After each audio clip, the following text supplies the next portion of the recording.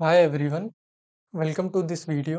तो हमें ये तो पता है कि नोड जेएस सिंगल थ्रेडेड होता है। वो अलग बात है कि ये मल्टीटास्किंग करने के लिए या एक साथ कई काम करने के लिए इवेंट लूप वगैरह यूज़ करता है। तो उसको अभी हम साइड में रख देते हैं, वो एक्चुअल मल्टी थ्रेडिंग नहीं कहा जाएगा। तो मैं बोल रहा था ये कि नोड जेएस जो है वो सिंगल थ्रेडेड होता है एक्चुअली। तो कैसे हम नोड जेएस के अंदर मल्टी थ्रेडिंग अचीव कर सकते हैं, वो हम देखने वाले हैं इस वीडियो के अंदर। तो सबसे पहले एक एग्जांपल हम ये लेते हैं कि अगर हम तीन लूप बनाएं।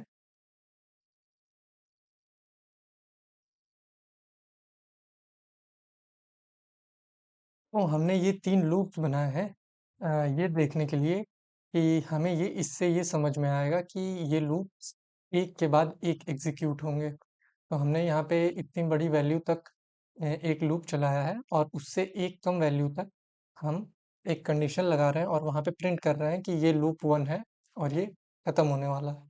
फिर वैसे ही दूसरा लूप और तीसरा लूप हमने चलाया है। तो अगर इसको हम रन करें तो हमें साफ साफ यहाँ पे दिखेगा कि पहले लूप वन चला, फिर उसके बाद लूप टू चला और फिर उसके बाद लूप थ्री चला। तो ये क्या हो रहा है कि तीनों लूप्स जो हैं वो एक साथ नहीं चल रहे हैं, यानी कि नोड जेएस के सिंगल थ्रेडेड होने की वजह से ये तीनों लूप्स एक साथ एग्जीक्यूट हो नहीं सकते। ये एक के बाद एक और। तो अब हम देखते हैं कि हम इसको मल्टी थ्रेडिंग के हेल्प से कैसे एक साथ इन तीनों लूप्स को एग्जीक्यूट करवा सकते हैं। तो उसके लिए हम तीन फाइल्स बना लेंगे। इसका नाम दे देते हैं वन डॉट जी एस, इसका नाम दे देते हैं टू डॉट जी एस और लास्ट वाले का नाम दे देते हैं थ्री डॉट जेएस। तो वन डॉट जेएस के अंदर हम लूप वन को रख देते हैं, कंट्रोल एक्स, और वन डॉट जेएस के अंदर इसको पेस्ट कर दिया। फिर लूप टू को हम रख देते हैं टू डॉट जेएस के अंदर और लूप थ्री को हम रख देते हैं थ्री डॉट जेएस के अंदर। तो ये हमने तीनों फाइल के अंदर रख दिया अलग अलग लूप। और ऐप डॉट जेएस के अंदर हम चलते हैं और यहाँ पे हम देखते हैं कि कैसे हम मल्टी थ्रेडिंग करेंगे।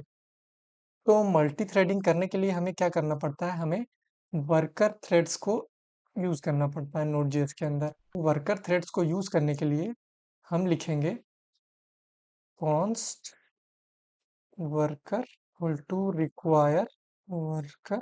तो यहाँ पे हमने इंपोर्ट किया वर्कर थ्रेड्स को। अब हम क्या करेंगे, हम तीन अलग अलग थ्रेड्स बनाएंगे। तो उसके लिए हम लिखेंगे न्यू न्यू वर्कर और यहाँ पे हम दे देंगे पाथ अपने पहले फाइल का जो कि है वन।